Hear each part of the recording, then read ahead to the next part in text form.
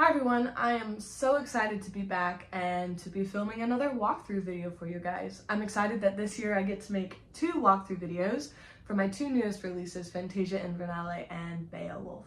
This video, we're going to start with Fantasia Invernale because Fantasia Invernale has a special place in my heart, and I can't wait for you all to hear it and you all to try it with your groups, and I'm excited to tell you a little bit about it. So let's get started. So in order to really give this piece its due, I have to go back a little bit and talk a little bit about my own background. My mom is a children's author, and for my entire life I grew up reading her manuscripts and learning about the writing and publishing world, and so I feel like it really gives me a unique view into music publishing because that's not where I grew up. I didn't really know that music publishing was a thing, or I didn't even know composition could be a real job until I was probably in late high school, college. I didn't even think that it was a path for me, but the stars really aligned and I found my way there. But something that's really guided me in my own compositional journey is the concept of a mentor text.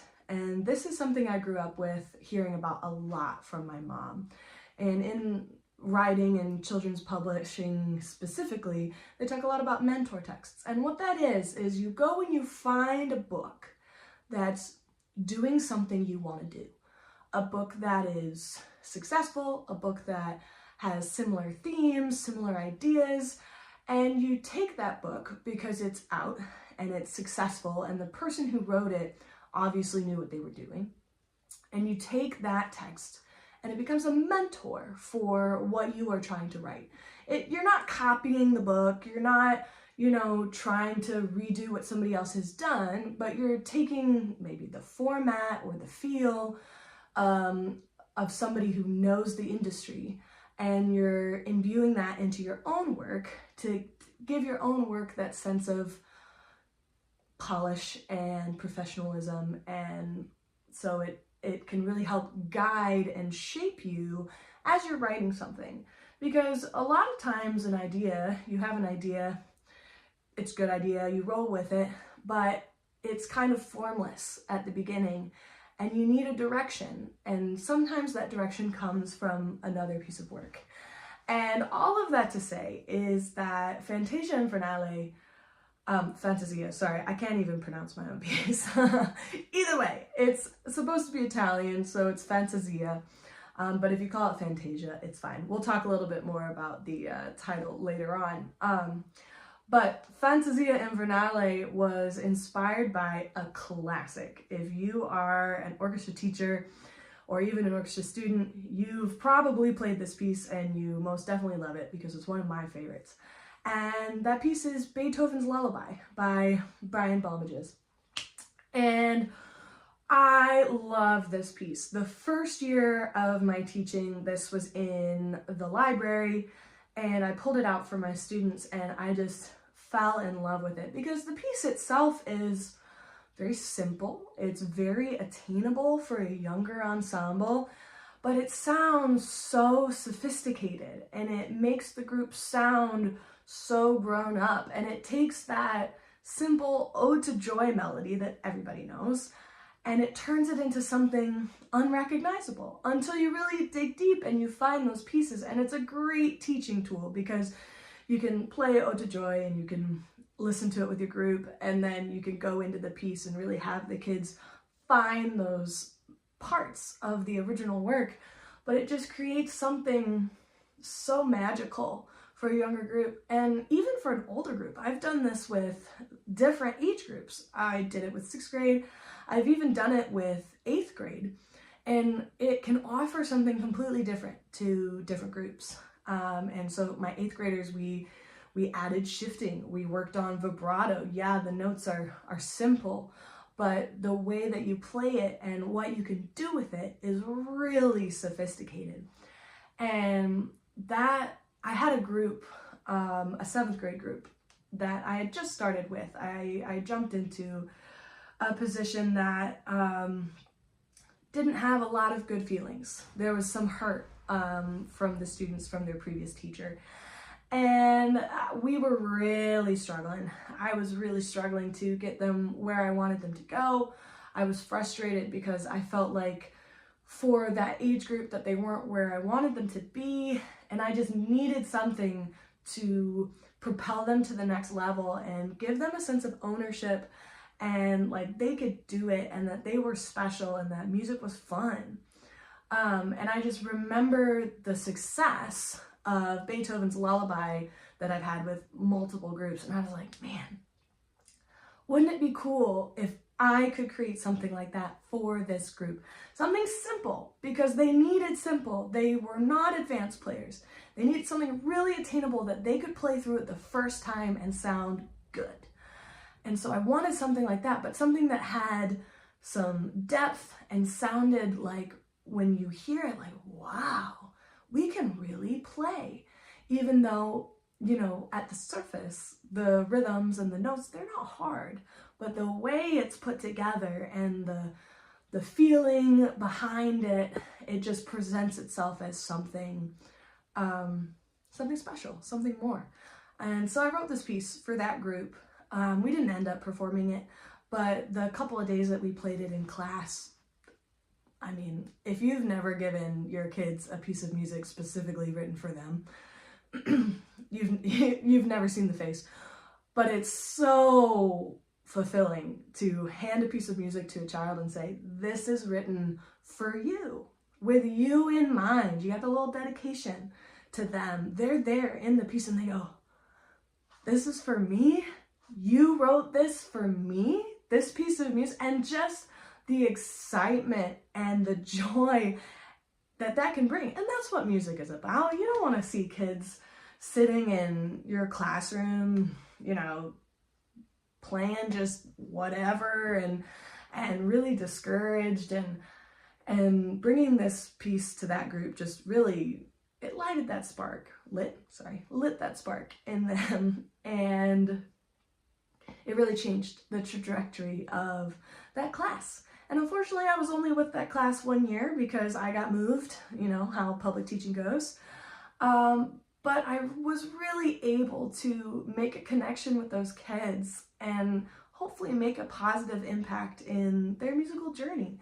And that's why this piece has such a special place in my heart, because I wrote this piece with a purpose, and I feel like that purpose was fulfilled. And I love how it sounds. It's something a little different than I've written. So take Fantasia Invernale as a little love letter to Brian Balmages, because he's just a fantastic composer, and studying Beethoven's Lullaby just really brought this piece to life, and I will talk about that a little bit more. But all of that to the side, let's get into the piece. So, since I was using Beethoven's Lullaby as my mentor text, just like Beethoven's Lullaby takes Ode to Joy and turns it into something else, fantasy-esque, I decided to write an initial theme that I was going to then take and change into something else. So I spent a little bit of time writing this original theme. It's called Michigan's Winter, because that was the first idea I had for this piece, because my publisher wanted something marketable for winter, and I live in Michigan, and Michigan is known for its winters. Michigan doesn't play when it comes to snow. So I wrote this little piece, so I'll play a little bit for you.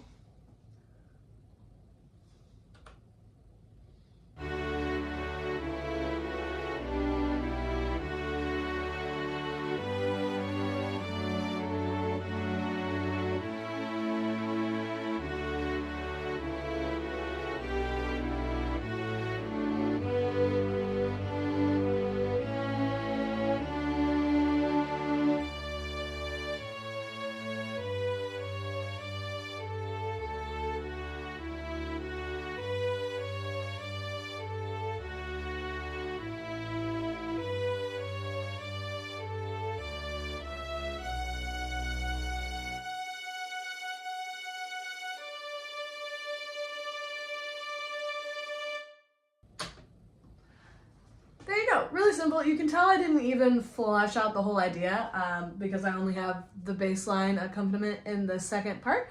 But this is two parts. I have Winter A and Winter B.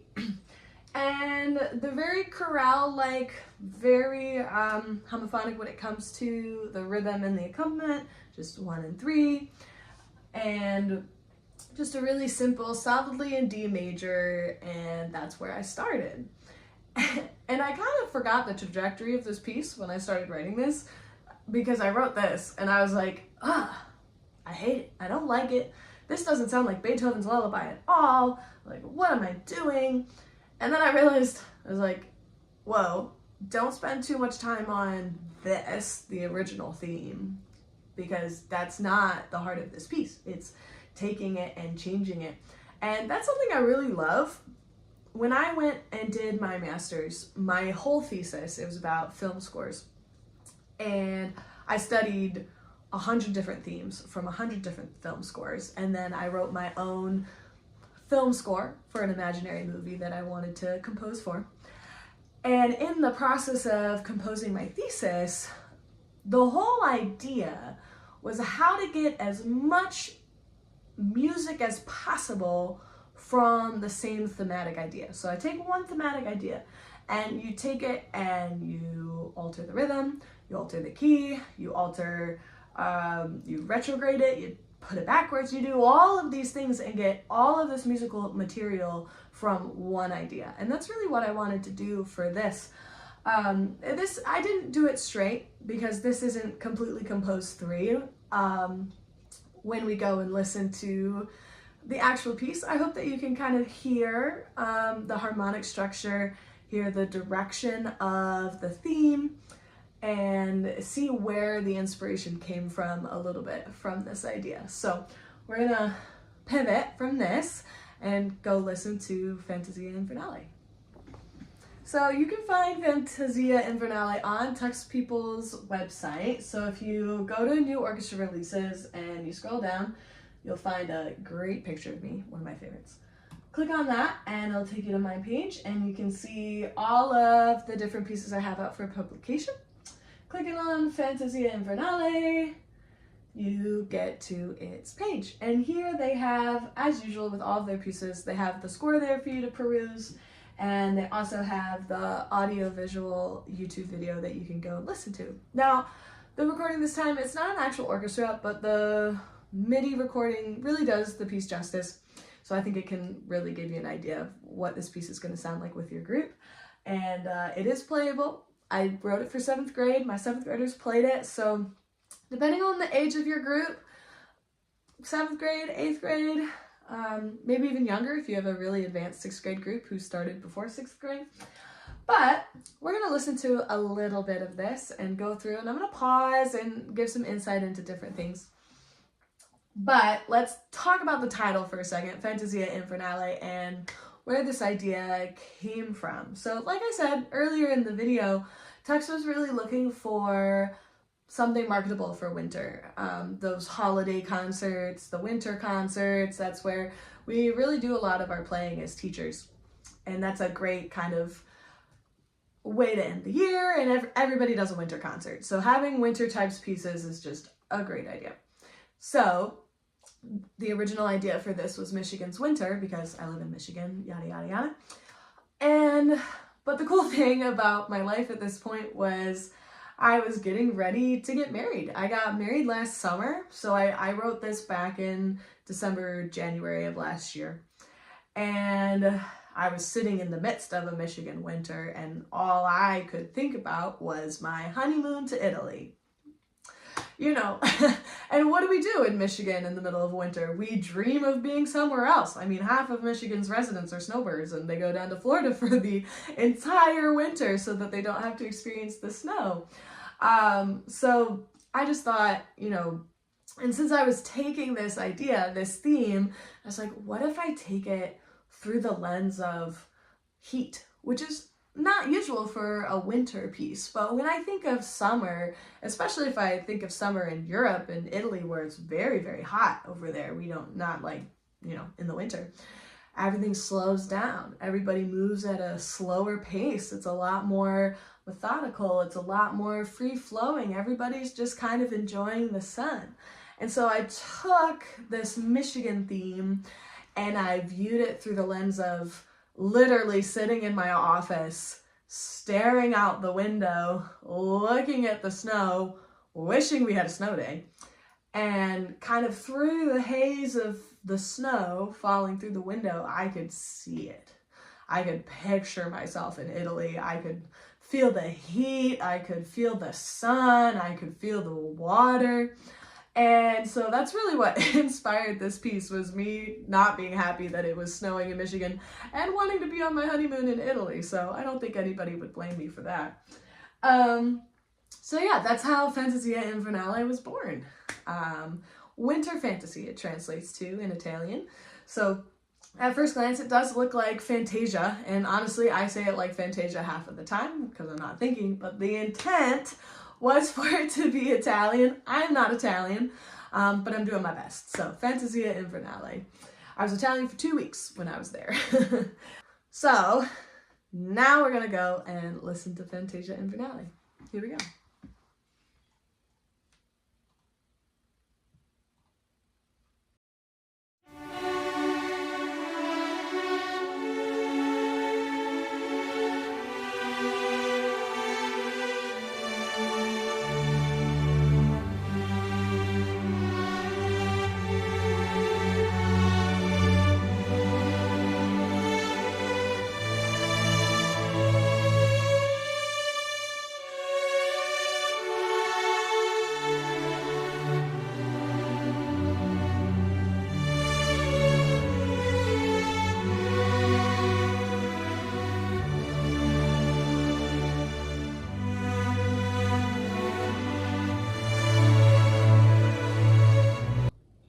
Okay, we're gonna stop there because that's the end of the first idea. So we have this first idea that is sadly in D major, and then we're gonna go into a bit of a minor key.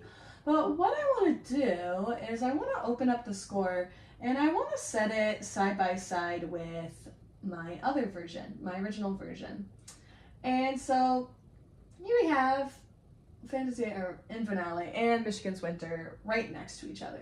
So if we scroll down, let me get this to the right spot here. And we look here, hopefully we can see all of this at once. So you'll notice that these two things do not look alike at all. And that's kind of the idea. Again, my original theme is not a one-to-one. The point of it was for it to kind of get taken apart, pieces taken apart. But hopefully you can kind of hear where the original idea came from. But if you look, I've kind of taken it and stretched it out a little bit. I've staggered the entrances. So instead of having the first theme be a complete theme, I've cut it up. So we see this quarter note, eighth note pattern, da dee da da. That's kind of the idea for the theme. But you can see I've taken it from the notes a little bit. I've got the F and E pattern that's here at the beginning. We have kind of an answer to that, the F and E. It goes up to the D like the original idea, and then it comes back down. So I have this overarching feeling that's kind of copying the main theme. It's there, but it's very up for interpretation. It's up for interpretation. So, and then we have where it gets into the other theme there, but we're not going to look at that there. So, the original idea, Michigan's Winter, very linear. And to give it kind of that more sophisticated sound, I've taken it and there's lots of staggered entrances. So you'll notice that the cellos, it is just a D major scale, right? We are going down from D stepwise, almost all the way down to D all the way. And the basses come in and they join them, and it's this kind of lament sound, right? That falling bass line, we associate that with the lament in Western music a lot of times. And it's kind of that, I wish we were somewhere else and not here. And the violins and the violas, they're playing the same idea. The seconds and the violas have the same idea, but they're just passing it back and forth. And the first violins get to be kind of like that detail on top. So though the notes are not very hard, the rhythms are not very hard, these entrances can be tricky, especially if you're playing this with a younger group. And so working on counting is very important. You'll also notice that the new Fantasia Invernale is in 2/4. I struggled with this for a while because I love kind of that dance feel, and sometimes when we're in 4, it's a little bit too aggressive for me. I thought that having it in a bit of a different time, originally I wrote it in cut time, so that the rhythms themselves, when you looked at them, were even easier. They were all half notes and quarter notes. Again, remember, I was writing this for a group that I really just wanted to have success. But you know, cut time is tricky, even for professional musicians. Sometimes we're like, what is going on? So I presented these, because I really didn't know what was going to happen. I presented both options to my group and I said, hey, which one is easier to read? The cut time or 2/4? And unanimously, they all said 2/4, which really surprised me. For some reason, I thought that the 2/4 was going to be harder to read, but lesson learned. So we went with the 2/4. So you'll see a lot of these expanding dynamics. Again, the theme is not very hard, but it's the details of the piece. It's these swells, it's these entrances, all of these things. You can focus on whatever you need to focus on to really make this piece sparkle. And if you have advanced players, especially in the first violin part, you can play this in third position. It's a little tricky in a couple of spots, but you really can play this in third position. So anything that you need to do to really differentiate this piece, as educators, this is what we're told all the time, differentiation. And it's very true in orchestra, because you're always going to have 1 or 2 kids who are like all-stars and can play whatever you throw at them really, really well, really, really quickly. And then you're going to have the students who are not there, who note reading is a struggle, rhythms are a struggle, intonation is a struggle, and you have those 2 individuals in one group. And you know, it's where do you find the music? What do you pick? Do you pick the music that's really going to challenge your advanced player and leave the not as advanced players in the dust and just hope that the more advanced players can come to the concert so that everybody sounds good? Or do you pick lower music for the students who are not as advanced, but then the advanced students are just like twiddling their thumbs and they get disheartened? And honestly, a lot of the times that's why advanced students quit school orchestras, because they don't feel challenged. So this piece in particular hopefully can provide you with that middle ground where, yeah, it's easy. It's easy enough for that lower student. But it's also adaptable enough that the top students, you can really challenge them. You can say, okay, you got all the notes and rhythms, I want to hear vibrato on every note. Okay, you got the notes and rhythms, you cannot play this in first position, right?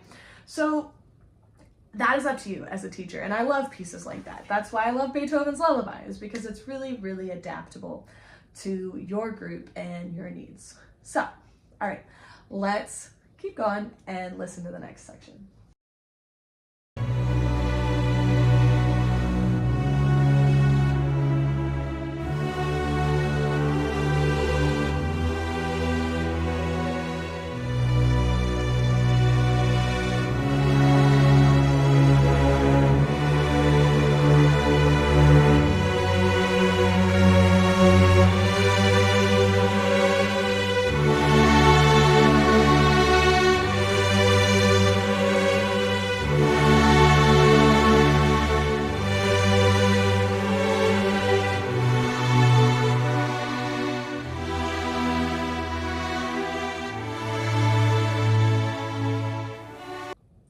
We're going to pause again because that was the B section. This piece is not very long. It's only 2 minutes and maybe 30 seconds. probably more like 20 seconds, depending on how fast you play it. But that's the B section. And I think this section makes this piece because, again, we're trying to make this piece sound sophisticated. We're trying to take easy ideas and really give the audience something to be like, wow, that is beautiful. Wow, that sounds amazing.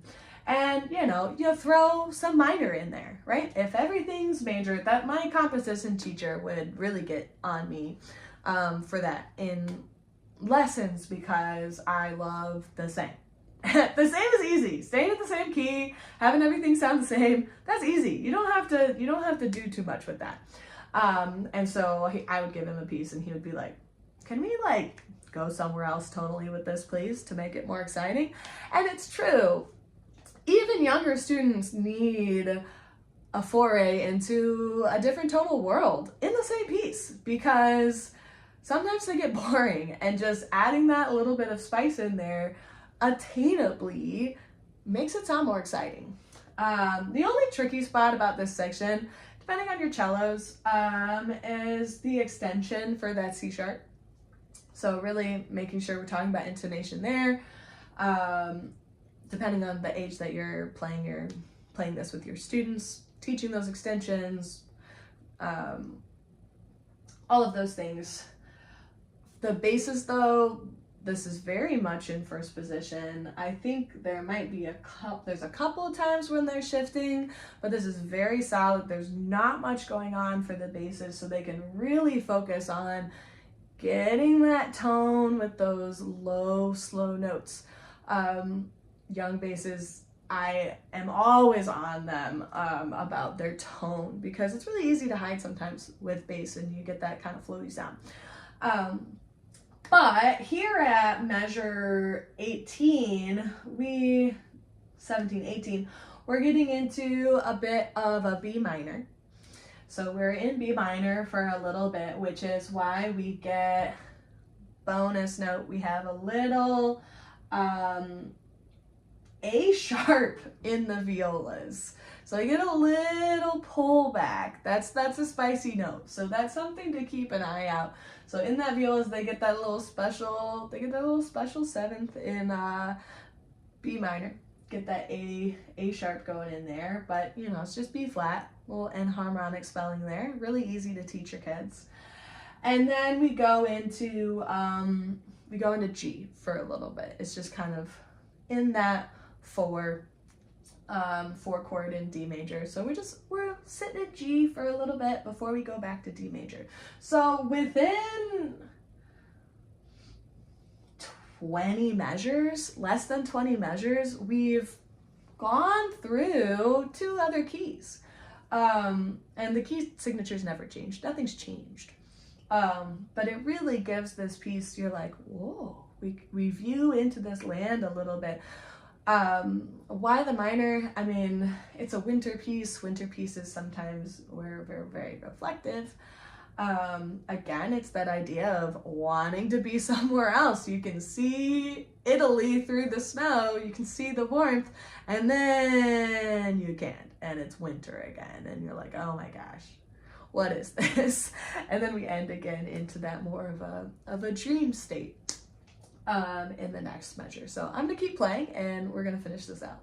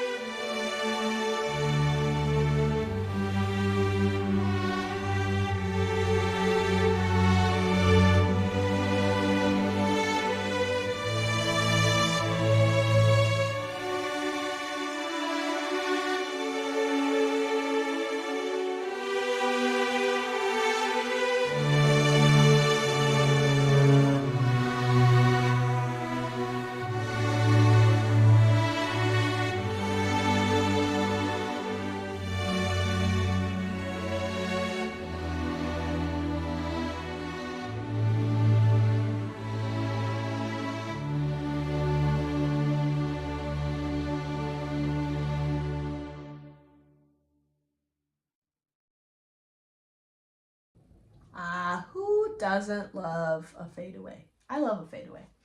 It's just very nice. Something I love and something that's very powerful in teaching music to younger kids is when ideas repeat. So 33 to 45 in this piece is exactly the same, pretty much, as the beginning. So I love when I'm teaching a piece, kids don't look at the end. Kids don't keep going. If you start at the beginning, they're going to look at the beginning. Their eyes are not going to go to the end of the piece unless you tell them to. So teaching the first part, teaching the second part, and then being like, guys, what do you notice? And then they look and they're like, what do we notice? I was like, what do you notice about this last section? Have we seen it before?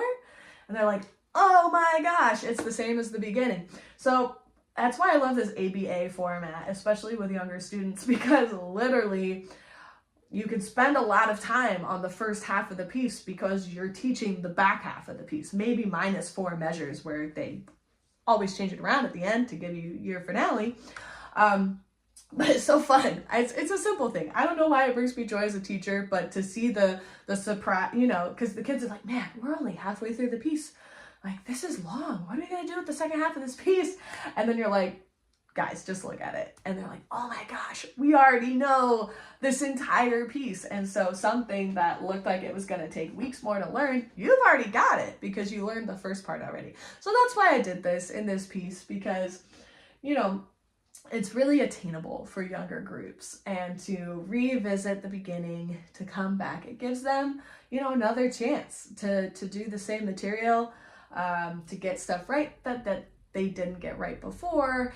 And, you know, it's just a nice kind of musical sandwich. I love an ABA form, especially with this type of music. So a little bit of a molto rit at the end. There's really not much at the end. It just, we're visiting these swells again, and we're coming down, and we're just ending. And this is one of those pieces where you really are a stickler with your students, and you say, nobody move. After you play the last note, you just hold your instrument and you stay there. And then when we all come down, the audience knows it's time to clap. Those moments, even with younger orchestras, those moments are the moments where you play, you end this really kind of heartbreaking note, and it just kind of fades into nothing, and everybody's holding their breath, and you tell the kids, and you're like, this is gonna happen. You know, we're gonna sit in this silence, and then we're gonna end. And it's just cool. I love a moment like that. I love a fadeaway. It's the best. So thank you so much for walking through Fantasia Invernale with me. This piece has a special place in my heart. These students that I wrote it for have a special place in my heart, and I really hope that you can take this piece and use it with your own group. Use it any way you want. Play it in the winter, play it whenever you want. But I really hope that this piece brings the same encouragement, the same joy, the same excitement that it brought my group. And if you play this with your group and you really are enjoying it, I would love to have a Zoom meeting to come visit your group. Please let me know. Reach out to me via social media or my website and let me know that you're playing this piece. I would love to connect with your students and just be there and make this piece even more special for them. And if the experience that I've mentioned about writing music for my students and giving them something brand new just for them really speaks to you, and you want to give that experience to your own students, this year I'm running a brand new consortium where you can spend as little as a brand new piece from J.W. Pepper and commission a piece for your own group. I'm hoping to get several schools involved. I've already got a few pledges, and I'm going to have educational content and videos that you can show, and they're going to be able to perform a brand new piece written just for them. I want as many students as possible to experience the joy and the fun of getting something brand new. Nobody's ever played it. It's just for them. And I want to provide that for your students too. So please take a look, search up Compositional Live, and find me and join the adventure, join the project, and provide the same opportunity for your students, because there's really nothing like it in the classroom, in my opinion. So thank you so much for listening. Thank you for coming along, and hopefully in a little bit I'll also have my video for Beowulf out. So see you next time. Bye guys.